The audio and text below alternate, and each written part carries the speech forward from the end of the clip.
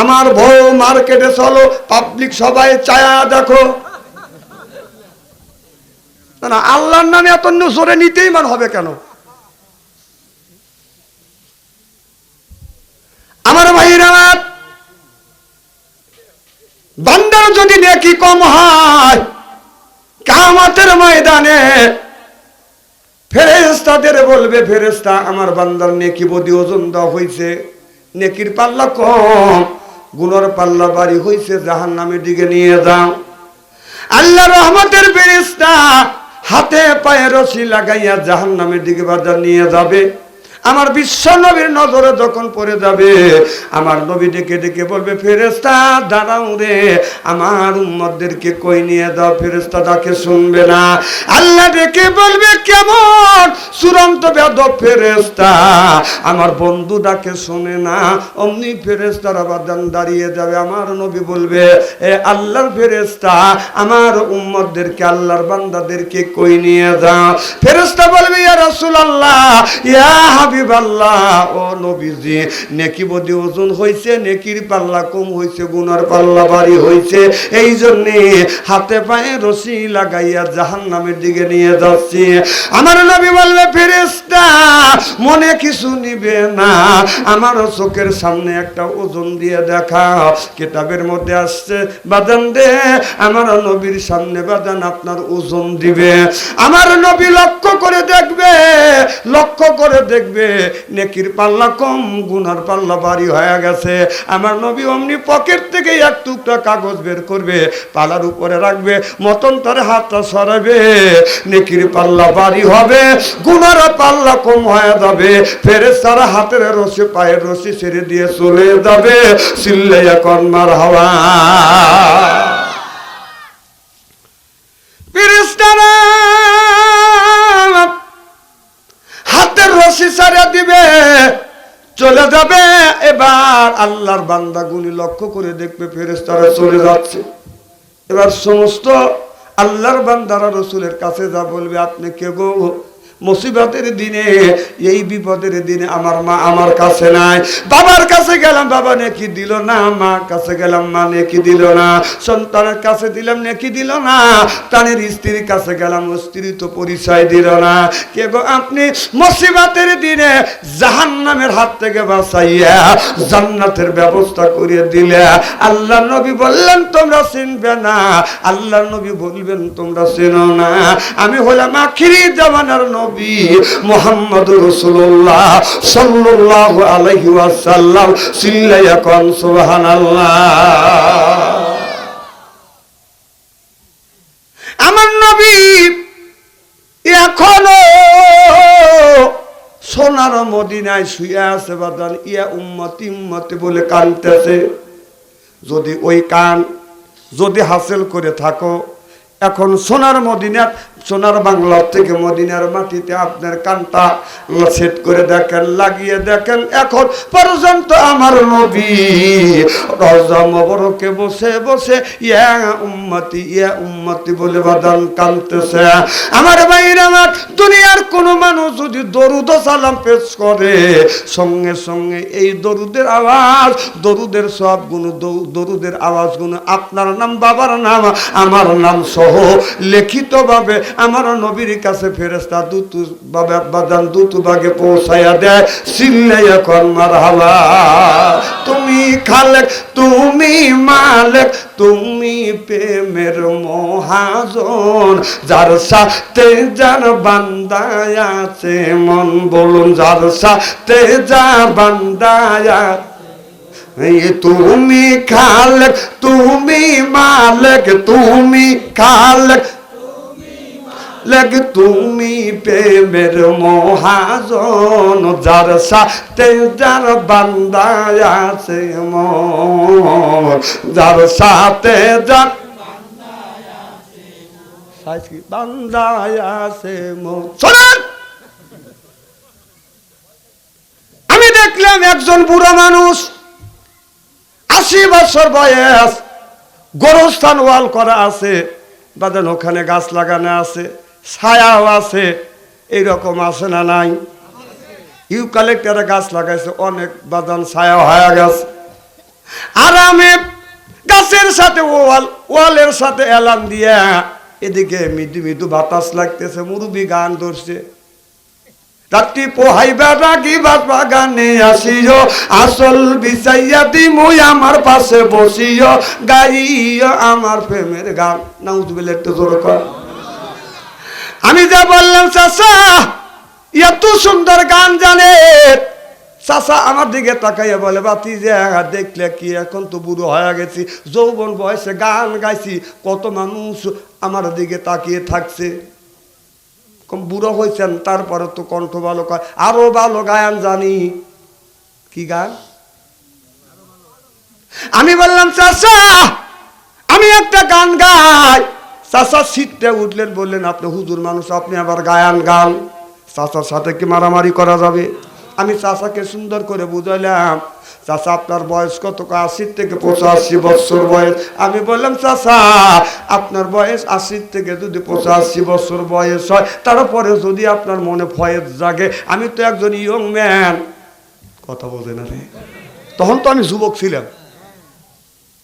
চাচা বলে, ভাতিজা তাহলে তুমি একটা গাও, গাবার পরে কিন্তু আমি আবার পাল্টা জবাব দেবো। চাচার মনে ফয়েজ কম মনে করেন না। আমি তখন বললাম চাচা ওইটা বাদ দিয়ে যদি এইটা বলতে আল্লাহ খুশি হইতো, মানুষ উপকৃত হইতো, আমাকে বলে ভাতিজা তুমি বলো আমি শুনতে থাকি। আমি বললাম চাচা এইটা বলো, রাত্রি পোহাইবার আগে মসজিদেতে যাইও, যাই নামাজ বিছাইয়া আল্লাহর নামাজ কালাম পড়িও, আল্লাহর কোরআন, ও চাচা রে পড়িও আল্লাহর কোরআন। মারহাবা, একটু জোরে কর। চাচা গান তো গাওয়া দূরের কথা, শুধু খালি কান্দে। আমি বললাম চাচা কেন আপনি কান্দেন? বলে ভাতিজা জীবন ভরা লাইলি মজনু শিরপরাদের প্রেমের গান গাইছি। ও ভাতিজা কেউ তো কোনোদিন এত সুন্দর করে বুঝ দেয় নাই, কোরআন দিয়া, হাদিস দিয়া, নামাজ দিয়া, ইসলাম দিয়া সুন্দর করে বুঝ দিলে আমার অন্তর চোখ খুলিয়া গেল। ও ভাতিজা আজকের থেকে তোবা করলাম, জীবনে আর অশ্লীল গান বাজনা গাবো না, আল্লাহর ঘর মসজিদ ছাড়বো না। চিল্লাইয়া কল মারহাবা, নারে তাকবীর। মান ইয়াহদি আল্লাহু ফালা মুদিল্লা লাহু ওয়া মান ইউদ্লিলহু ফালা হাদিয়া লাহু। আল্লাহ যারে হেদায়েত করে মানুষ তারে গোমরা বানাতে পারে না। আল্লাহ যারে গোমরা বানায়, আমার মতো মৌলবী বাচ্চু আনসারীকে বাইটিয়া খাওয়াইলে ওই লোকটা হেদায়েত নসিব হবে না। চিল্লাইয়া কোন ঠিক কিনা? হেদায়েতের মালিক কি? আল্লাহ। আরো জোরে চাইতে হবে কার কাছে? চাইতে জানলে রয় না কাঙ্গাল, চাইতে জানলে রয় না কাঙ্গাল, আল্লাহ রে তোর বান্দা রে কেউ পেরে না খালি হাতে, মাবুদে তোর দরবারে। ঠিক? আচ্ছা এত জোরে ঠিক কর না, লারির টান লাগবে। এতগুলি মানুষ যেভাবে ঠিক ঠিক বলতেছেন, না না ক্লান্ত তো হবেই। আল্লাহর নাম জোরে নিচ্ছে না। কিয়ামতের ময়দানে আল্লাহ যদি বলে যে বান্দা তোর নামাজের হিসাব নেব না, রোজার হিসাব নেব না, জাকাতের হিসাব নেব না, হজের হিসাব নেব না, তুই দুনিয়া কি করলি না করলি?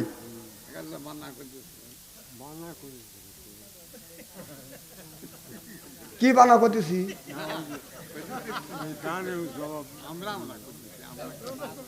না এ তাফসীর করবেন কালকে, আজকে খালি ওয়াজ শুনবেন, কালকে স্টলে বসে বসে তাফসীর হবে। কি কন? বাম হাত দিয়ে চা খাবেন, ডান হাত দিয়ে সিগারেট টান দিয়ে তাফসীর করবেন আর বলবেন আরে কত হুজুর দেখলাম রে, ডুব দিল আর উঠলো না। না হুজুর ডুব দিয়ে উঠে কে তৈগের মতন ফুজুর ফুজুর ডুব পারবে হুজুররা। কথা কয় না, কথা কয় না। না না বসার জায়গা করে দেন, বসেন বসেন।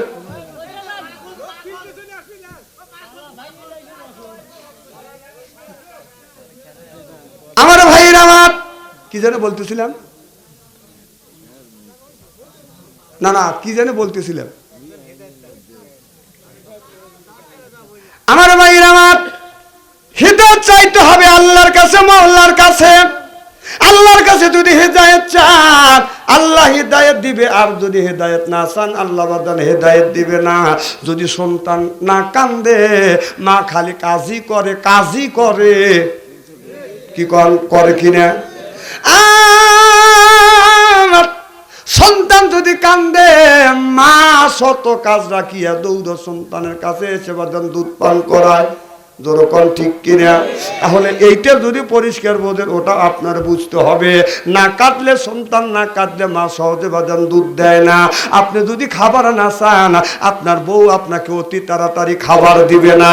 আল্লাহ বলে, বান্দারে কিছু যদি দরকার হয় আমি মাওলা আমার কাছে চা, আমি আল্লাহ তোমারে দিয়ে দেব। আমার আল্লাহর কোনো জিনিসের এই পৃথিবীর বাদান অভাব নাই, যেরকম অভাব আছে।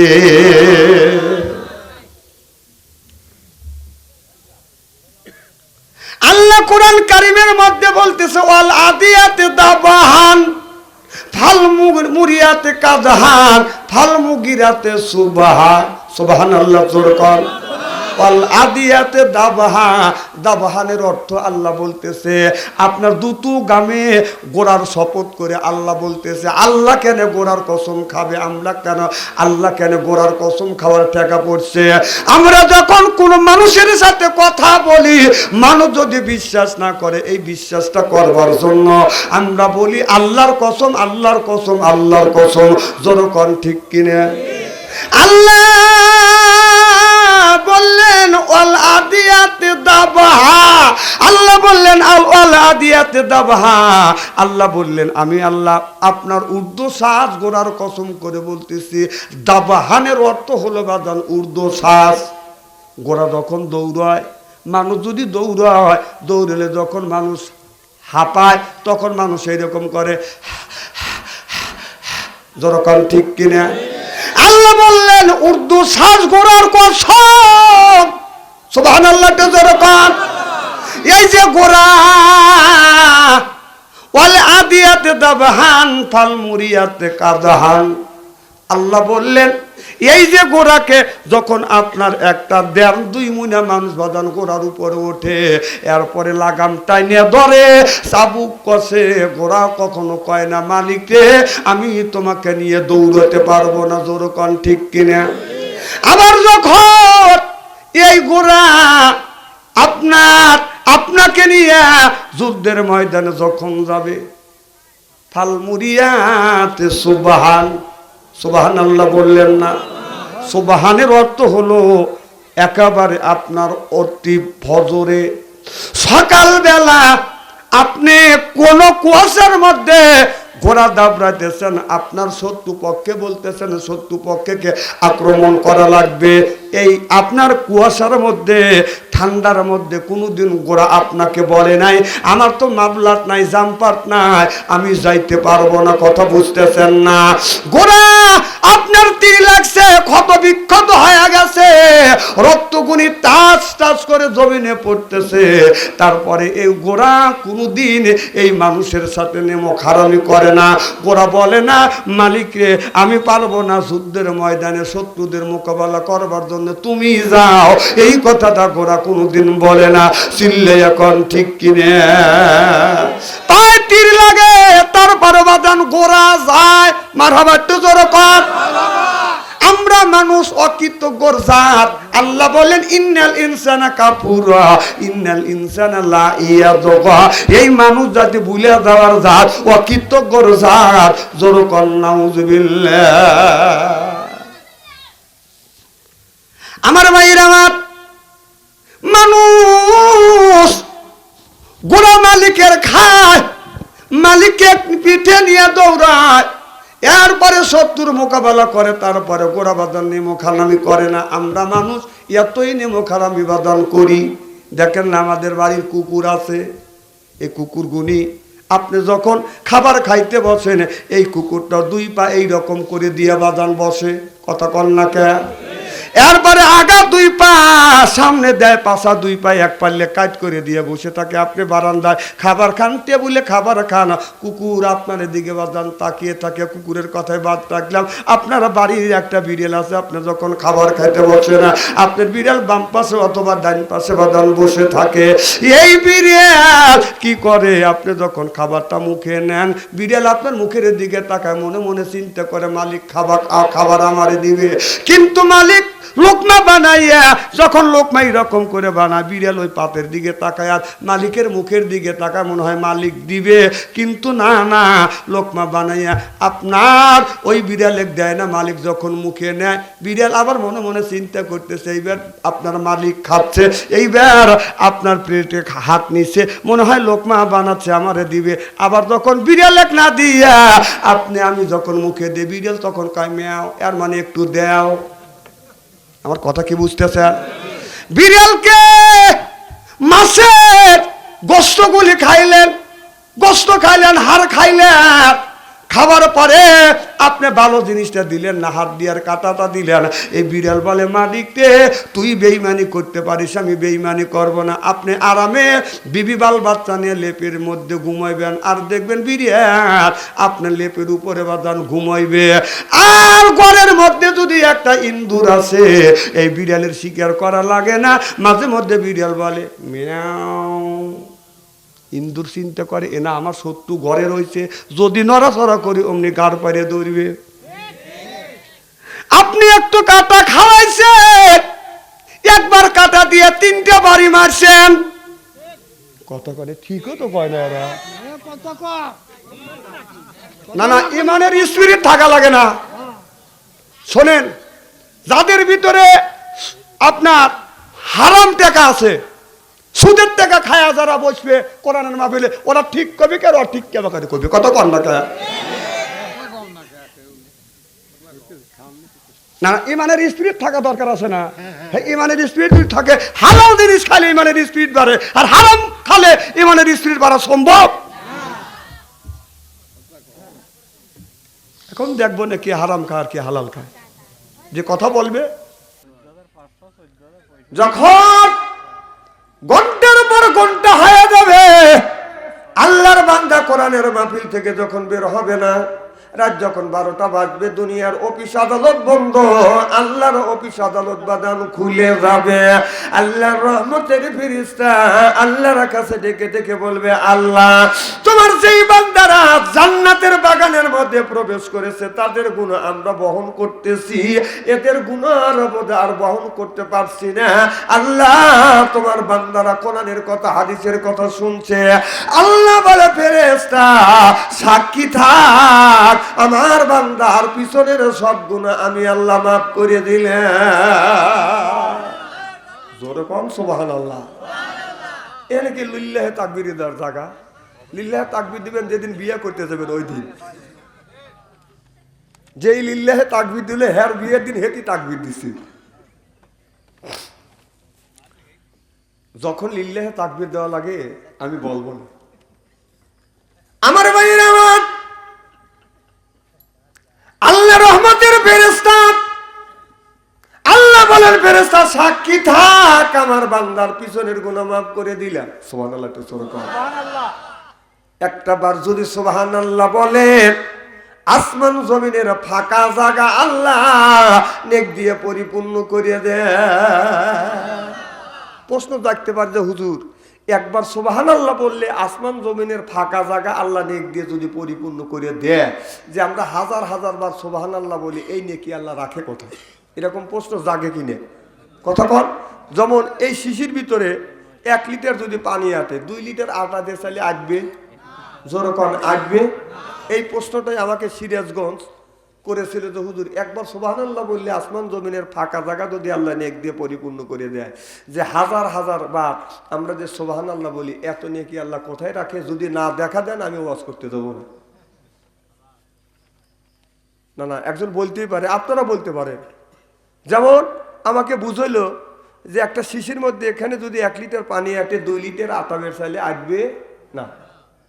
তাহলে একবার সুবহানাল্লাহ বললেই যদি আসমান জমিনের ফাঁকা জায়গা যদি নেক দিয়ে পরিপূর্ণ হওয়া যায়, তাহলে শত শতবার সুবহানাল্লাহ বলি এই নেকি আল্লাহ কোথায় রাখে? না না, নেক দিয়ে তো পরিপূর্ণ করেই দিল আসমান জমিনের ফাঁকা জায়গা। হ্যাঁ, আর বাদ কি রইল? সব জায়গা। তো আল্লাহ আমাকে বায়ান দিয়েছে, আরবিতে বলে বায়ান, আর ইংরেজিতে বলে গড গিফটেড, অর্থাৎ জ্ঞান। সুবহানাল্লাহ, একটা জোরে কর। আল্লামাহুল বায়ান।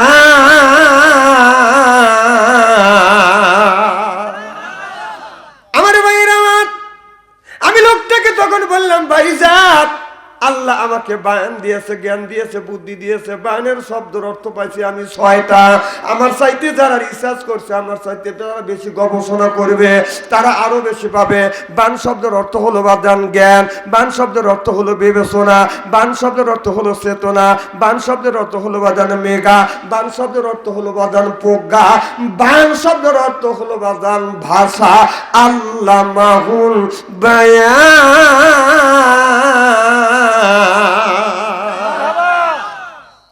আমার ভাইরা, আল্লাহ আমাকে জ্ঞান দিয়েছে, বায়ান দিয়েছে, গড গিফটেড আল্লাহ জ্ঞান দিয়েছে। আমি তখন বললাম, ভাইজান আপনার ছেলে মেয়ে কয়টা? আমাকে বলল, হুজুর আমার 2টা ছেলে 1টি মেয়ে। আমি বললাম, বড়টার নাম বড়টার বয়স কত? কয় 20 বছর। আবার বললাম 2 নাম্বারটার বয়স কত? কয় হুজুর 18 বছর। কম 3 নাম্বারটার বয়স কত? কয় মাত্র 4 বছর। আমি বললাম, এত ব্যবধান কেন? ওর কথা কি বুঝতেছেন? এত ব্যবধান কেন?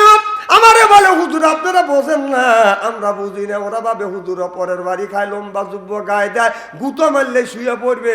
না না, হুজুরদের হাতে একটা খায়া দেখিস। কথা কন, মানে আমাকে এইভাবে দিয়ে দুর্বল মনে করছে।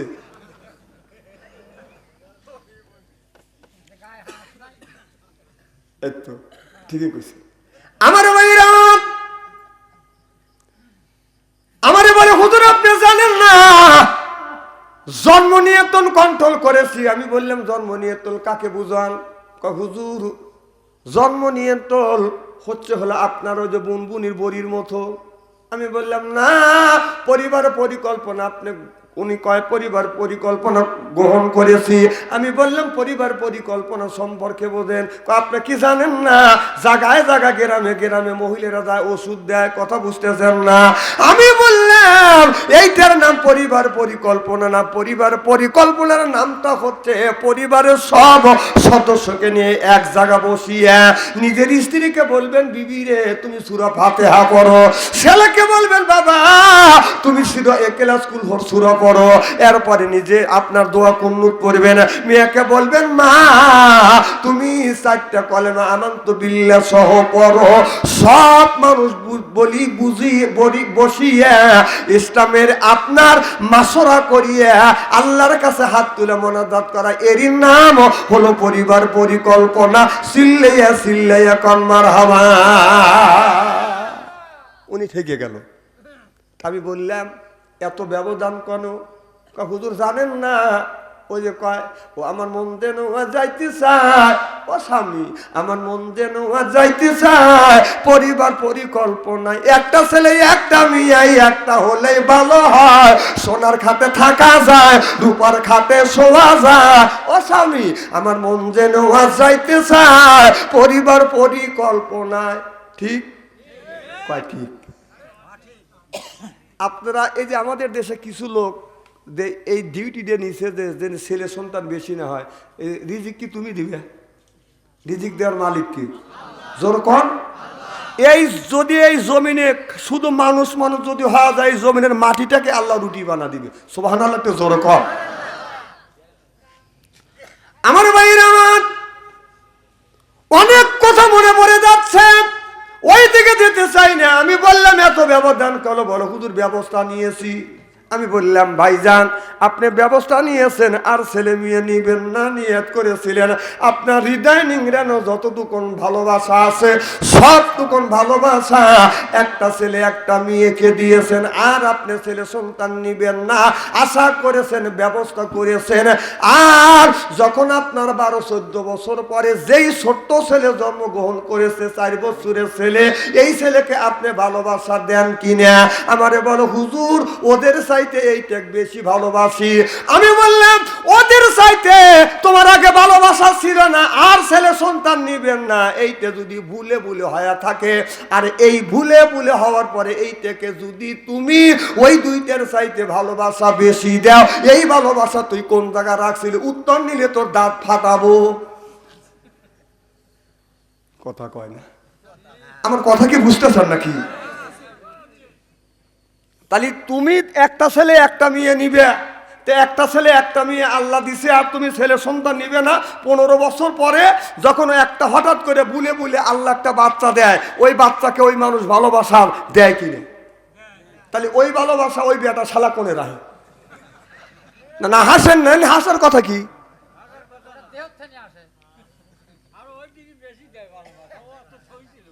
না সেইটাই তো আমি বলতেছি। আমার কথা হইল ভাই মাইন্ড করতেছে, আমার কথা হচ্ছে যদি তোমার কাছে এই ভালোবাসা না থাকার পরেও যদি ভালোবাসা দিতে পারে, এই জায়গাটা তুমি কোথায় রাখছো? এই ভালোবাসা তোমার কোথায় ছিল? আল্লাহ বলে বান্দারে একবার সুবহানাল্লাহ বললে আসমান জমিনের ফাঁকা জায়গা আমি আল্লাহ নেক দিয়ে পরিপূর্ণ করে দেব। আল্লাহ কোরআন কারীমের মধ্যে বলেছে ফাবে আইয়ে আলা এ রব্বিকুমা তুকাযিবা।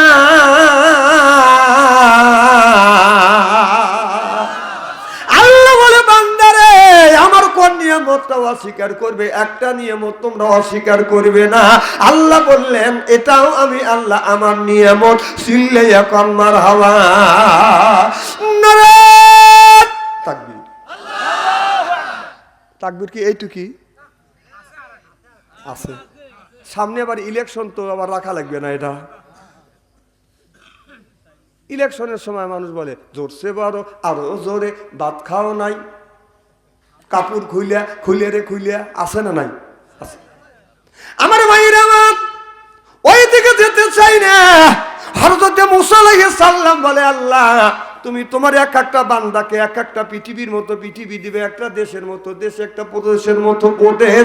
আল্লাহ তোমার লক্ষ লক্ষ কোটি কোটি বান্দা, তোমার 7টা বান্দাকে 7টা পৃথিবী 7টা আসমান জমিন যদি দিয়ে দাও, 7টা আসমান জমিন তোমার শেষ হয়ে যাবে।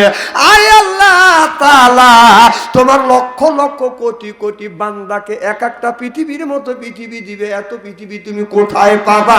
আল্লাহ আমি মুসা আলাইহিস সালাম নিজ চোখে দেখতে চাই। চিল্লাইয়া কোন সুবহানাল্লাহ।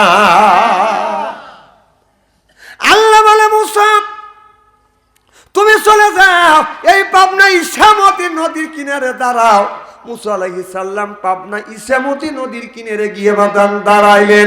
লক্ষ্য করে দেখে বাদান ওই আপনার নদীর মধ্যে কোটি কোটি ডিম দেখা যায়। মুসা বলে আল্লাহ এত ডিম আমি তো জীবনে কোনো দিন দেখি নাই, আল্লাহ আমি এখন কি করব? আল্লাহ বলে মুসা রে ওখান থেকে একটা ডিম তুমি হাতে নাও। আল্লাহর নবী মুসা আলাইহিস সালাম একটা ডিম হাতে নিলেন। এবার মুসা বলে আল্লাহ এটা হাঁসের ডিম না মুরগির ডিম? কোন বিজ্ঞান বলেছে কোন ব্যক্তি যদি হাঁসের ডিম একের থেকে 2টা ডিম যদি একের থেকে 2টা বছর যদি বান্ধিয়া খায়, ওই মানুষের 2টা উপকার হবে। হাঁসের ডিম সকালে একটা আর সন্ধ্যায় একটা বয়েল করে কোন ব্যক্তি যদি খায় তার 2টা উপকার হবে। 1 নাম্বার উপকার ওই বাড়িতে জীবনে কোনোদিন চোর ঢুকবে না। 2 নাম্বার উপকার ওই মানুষটাকে কোনোদিন কুত্তায় কামড়াবে না। সুবহানাল্লাহ পরে কর, আমরা যখন বলতে বলি শুনে এলেন কথাটা। বলতে পারেন হুজুর আর শানে নরসুল কি? আর শানে নরসুলটা হচ্ছে আপনার একজন মানুষ সকাল সন্ধ্যায় 2টা করে ডিম যদি বয়েল করে হাঁসের ডিম, 1 নাম্বার বাড়িতে আপনার ওই লোকটার আপনার অ্যাজমা হবে, কাশি হবে, রাতের বেলা ঘুম ছেড়ে দিয়ে খালি কাশবে, চোর কবে লোকটা চোখেন দুচে যাওয়া যাবে না। কথা বুঝতেছেন না? আর 2 নাম্বার উপকার, ওই লোকটার মাথার ব্যথা হবে, লাঠি ছেড়া হাঁটতে পারবে না, বসার সময় ইসিস করে বসবে, ওঠার সময় অমা অমা কয়া উঠবে, লাঠি হাতে নিয়ে থাকবে। কুকুর যদি লাঠি দেখে, এই কুকুর ওই লোকটার কাছে আসবে না। কথা কন? এটা বিজ্ঞান বলছে, আমি বলি না।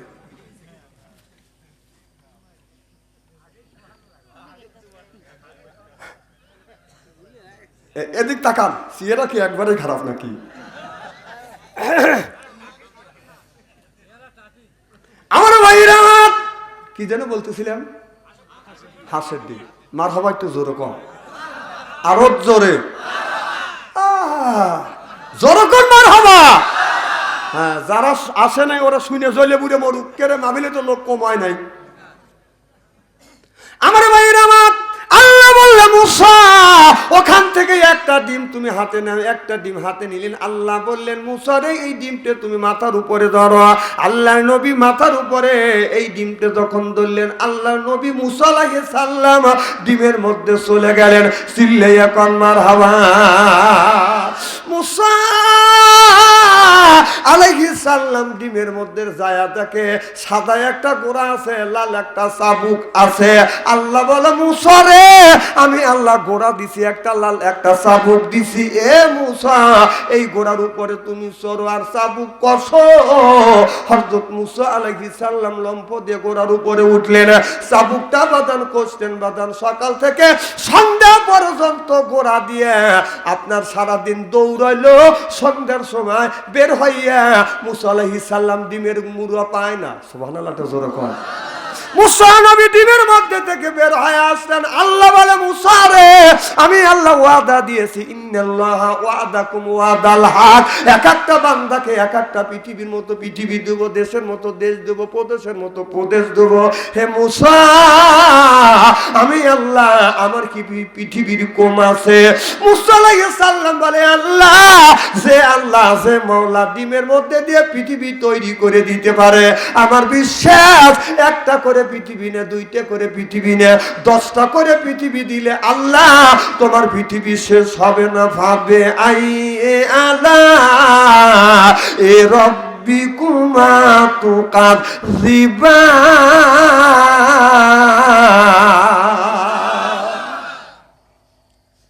খুব খারাপ লাগতেছে, ঘন্টাখানে আলোচনা করি, আপনারা আসান তো? আলহামদুলিল্লাহ। আমার ভাইরা আমার, যেহেতু কবরস্থানের মাহফিল, মরতে আমাদের হবে। কুল্লু নাফসিন যায়কাতুল মাউত, মরণের হাত থেকে কেউ বাঁচতে পারে নাই, বাঁচা সম্ভব না। কারণ নেকির দরকার আছে না বাজার নাই? তাহলে সালাম দিলে, সালাম দেওয়া সুন্নত, জবাব দেওয়া হলো ওয়াজিব। সালাম দিলে কয় নেকি? কত? 90। আর জবাব দিলে 10 নেকি। আমি জীবন বড় ছোটবেলা থেকে শুনে আসছি, সালাম দিলে 90 নেকি, জবাব দিলে 10 নেকি। জবাব দিলে 10 নেকি এই হাদিসটা আমি পাইছি, কিন্তু সালাম দিলে 90 নেকি এই হাদিসটা আমি পাইনি। এই হাদিসটা আমি পাইনি। এই হাদিসটা পাইলো কোথায়? যারা পাইছে এই হাদিসটা দেখা দিলে আমি সন্তুষ্ট হইতাম। হ্যাঁ, আমি শুনছি কিন্তু পাই নাই। না না, তাহলে আপনারা বলতেছেন 90 নাকি? না না, ওই সোনা কথা কি বিশ্বাস করা যাবে নাকি? এই যে সোনা কথা গোড়ার ডিম, তাই না ভাই? আচ্ছা, নাম আছে কাজ নাই। আজকে শোনেন আমার ভাইরা আমার, আল্লাহর নবী আখিরি জামানার পয়গম্বর মুহাম্মদুর রাসূলুল্লাহ সাল্লাল্লাহু আলাইহি ওয়াসাল্লাম বাদান বসে আছে। এক সাহাবী এসে বলেন আসসালামু আলাইকুম। আমার নবী বললেন ওয়া আলাইকুম আসসালাম, তুমি বসো। আল্লাহর নবী বললেন সাহাবী রে তুমি সালাম দিলে এর জন্য পাইলে তুমি 10 নেকি। সুবহানাল্লাহ, এটা জোরে বলো। বসে আছে আরেকজন সাহাবী এসে বলে আসসালামু আলাইকুম ওয়া রাহমাতুল্লাহ। আমার নবী বললেন তুমি বসো। আমার নবী বলে সাহাবী রে তুমি যে সালাম দিলে তুমি কয় নেকি পাইলে? কয় আমি জানি না, আল্লাহ এবং আল্লাহর নবী জানে। আমার নবী বললেন তুমি সালাম দিলে নেকি পাইছো তুমি 20টা। সুবহানাল্লাহ সুবহানাল্লাহ। আরেকজন এসে বলে বসে আছে, কিছু সময় পরে আরেকজন ব্যক্তি এসে বলে আসসালামু আলাইকুম ওয়া রাহমাতুল্লাহি ওয়া বারাকাতুহু। আল্লাহ নবী বললেন তুমি বসো।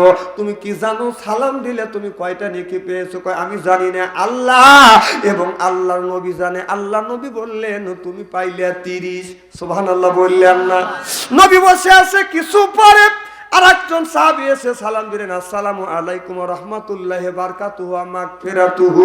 আমার নবী বললেন সাহাবী রে তুমি বসো। এবার সাহাবী বসলেন। নবী বললেন তুমি যে সালাম দিলে কয়টা নেকি পেয়েছো? সাহাবী বলে ইয়া রাসূলুল্লাহ আমি জানি না, আল্লাহ এবং আল্লাহর নবী জানে। আল্লাহর নবী বলে সাহাবী রে তুমি নেকি পাইছা হলো 40। সিল্লে এখন মারহাবা। এই 40টা নেকি এই হাদিসটাই আমি পাইছি, এইটাই সই।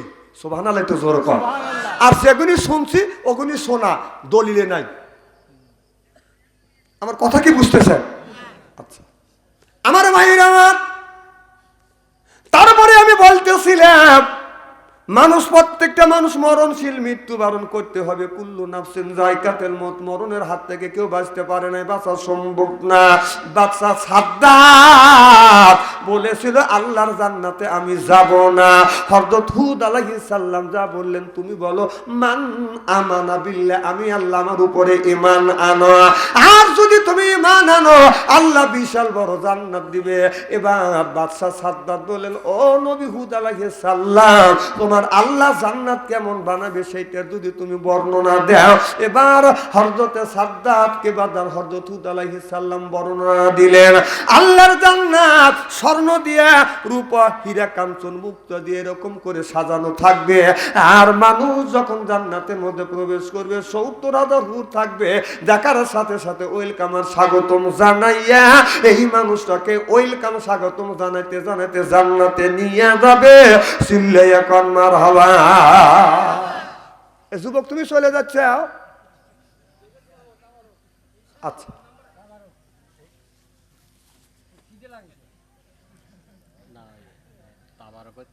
আচ্ছা খুব খারাপ লাগতেছে নাকি? কেবল শুরু করছি। আমার ভাইরা আমার ভালো করে লক্ষ্য করে শুনুন, আমার নিয়তে বাদান শুনতে হবে। কি যেন বলতেছিলাম?